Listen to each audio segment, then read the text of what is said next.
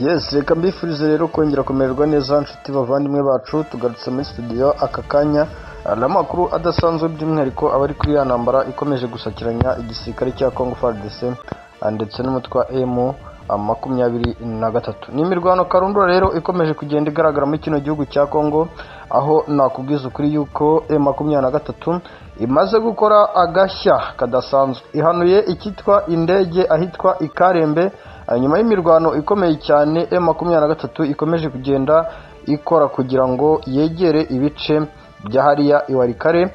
Ni nyuma yuko kandi nanone ahitwa Isake hagaragaye ikitwa imirambo y'abasirikare b'abazungu, nyuma y'urugamba rwabereye hariya muri iriya misozi n'ubundi yegereye Kimoka ndetse na Bugembwe, n'imirwano yabereye muri biriya bice bigana Iminova usatira imisozi n'ubundi y'Ibweramana hariya hafi y'imisozi nka Sud Kivu. Amakuru adasanzwe, urugamba rwongeye kwambikana amabombe karundura imasisi ni menshi. Ibyo nanone turabigarukaho tukubwire se nihe amabombe ari kumvikana. M23 yasutse abakomando mu misozi myinshi y'imasisi, turakubwira se nihehe. Abazarendo nabo komeje kwica abaturage ku bwinshi, turababwira ibi bikomeje kubera he. Turaza kwikoza no mu mujyi wa Goma, ntabwo dushaka kubacika tutababwiye inkuru zo mu mujyi wa Goma uko situation ikomeje kugenda igaragara muri rusange. Ni cyitwa ubwicanyi, ni cyitwa urwego rw'ubutasi ANR ndetse na DEMIAP, aho bakomeje kurengera ku mategeko akomeye cyane cyane rwose, bakomeje kwibanda ku guhungabanya cyangwa se guhohotera abaturage bavuga ururimi rw'ikinyarwanda muri kino gihugu cya Congo. Ni urugamba rudasanzwe rero M23 ikomeje guhanganamo n'igisirikare cya Congo FARDC. Ni intambara karundura ikomeje kubera kuri uno butaka bwa Congo. Nshuti muvandimwe, ndakubwira yuko ibintu bitoroshye habe na gatoya, ndakubwira yuko ibintu bikomeye cyane. Yes, dutangire rero hano imasisi. Ni urugamba rwaje kubera kuri uno musozi usatira hano mu ibambiro ahitwa Kiroshe, aho M23 yaje gusakiranya n'igisirikare cya Congo FARDC.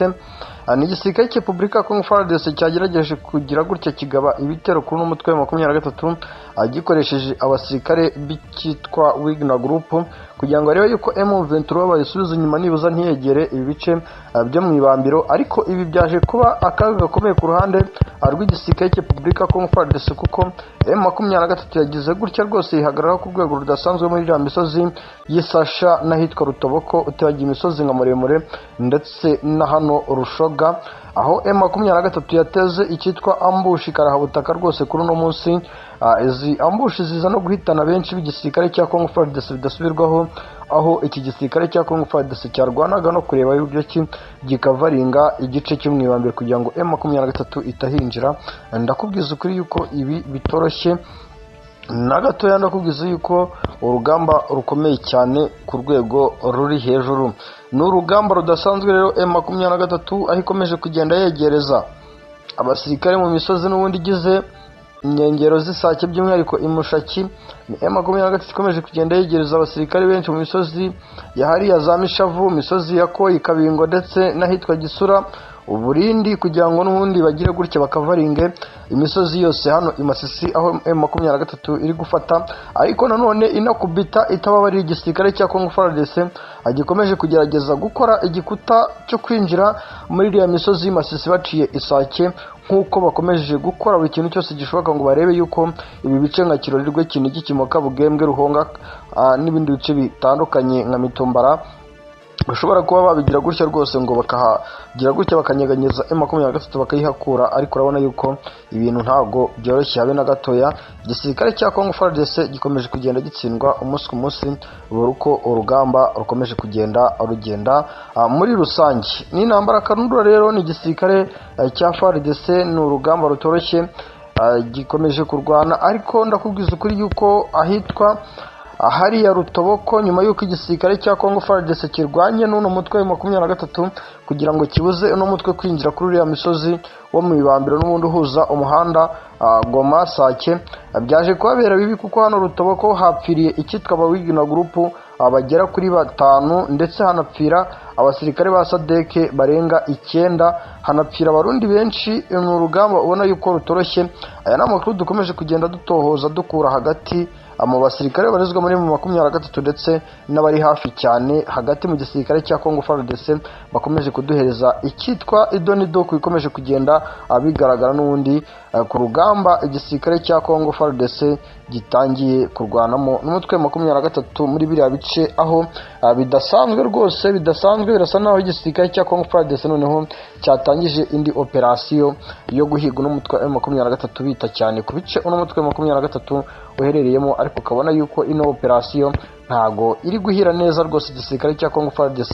Urabona yuko igisirikare cya Congo FARDC gikomeje kwahombera ku bwinshi. Nibi bombe karundura rero mu misozi yegereye Iminova, nyuma yuko igisirikare cya Congo FARDC akigerageje gukora buri kintu cyose gishoboka ngo kirwane n'uno mutwe, bikaza kuyoberana cyane. Ubu mu misozi yegere hariya Rwamiko, misozi yegere hariya Numbi, Rumbishi ndetse n'ahitwa Kamatare n'ahitwa Kabase, haje kugwa icyitwa bombe ku musozi w'Ikabase. Ni bombe zigera kuri 2 zatewe n'igisirikare cya Congo FARDC zaturutse muri Sud Kivu hariya mu bice bya Numbi rwose, aho iki gisirikare nakubwiza ukuri yuko cyari kigamije kugira gutya ngo gititize uno mutwe wa 23 kiwubuze amahoro, ariko ndakubwiza ukuri yuko ibintu byaje kuyoberana cyane, ku rwego ruri hejuru, kuko nk'ubu igisirikare cya Repubulika ya Congo FARDC kiracyari mu bibazo bikomeye byo gushakisha buryo ki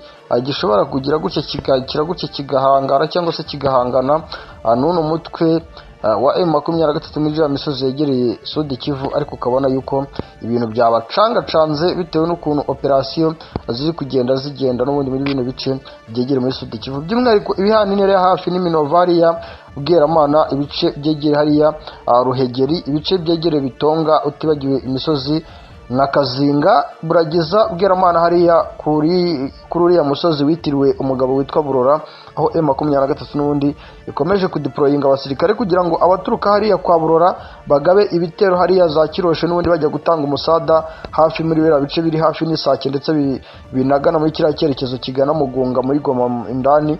Urabona yuko M23 nta kuntu itari kugira ngo igire gutya igerageze kurwana n'iki gisirikare cya Congo FARDC, nubwo nayo ikomeje gukomwa mu nkokora n'ibyo kino gisirikare cya Congo FARDC gikomeje gukora, aho gikomeje no kurengera n'amabombe yatewe. Ngira ngo tunayagarutseho cyane, aya mabombe biravuga yuko yaje gusenya amazu agera kuri 3, ndetse n'amafoto nahawe n'umuvandimwe wanjye uherereye muri biriya bice rwose.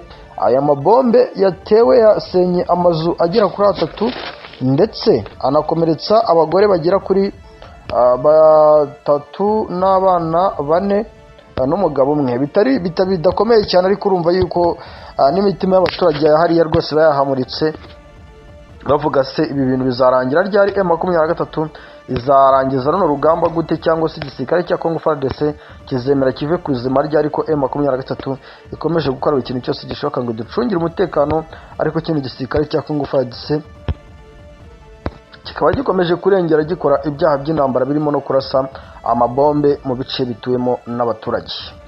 M23 muri Karembe yagize gutya yahanura indege y'intambara.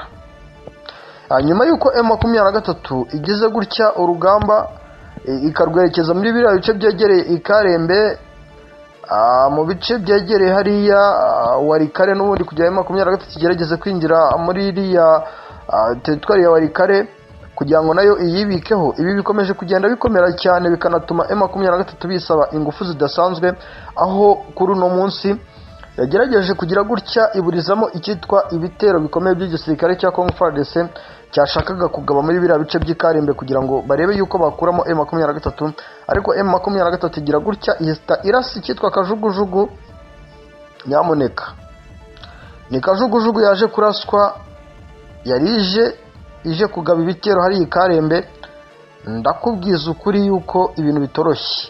Ni ikirere cyagaragayemo icyitwa kajugujugu zigira kuri 6 z'igisirikare cya Repubulika ya Congo FARDC, ariko M23 yagize gutya rwose yirwanaho ku rwego rudasanzwe kandi ibikora neza mu buryo navuga budasubirwaho nk'uko bikomeje kugenda bigaragara n'amakuru dukomeje kugenda duhabwa n'abantu bari hafi cyane n'ubundi naho imirwano yabereye. Biravugwa neza ko igisirikare cya Congo FARDC umugambi gifite wo gukora mu bice byinshi bitandukanye, uw'ingenzi cyane no gukoresha zino kajugujugu ni uwa mbere, bitewe n'uko ngo bari kubona yuko imbaraga mu gukora advance uno mutwe usa naho wihagazeho ku rwego rudasanzwe.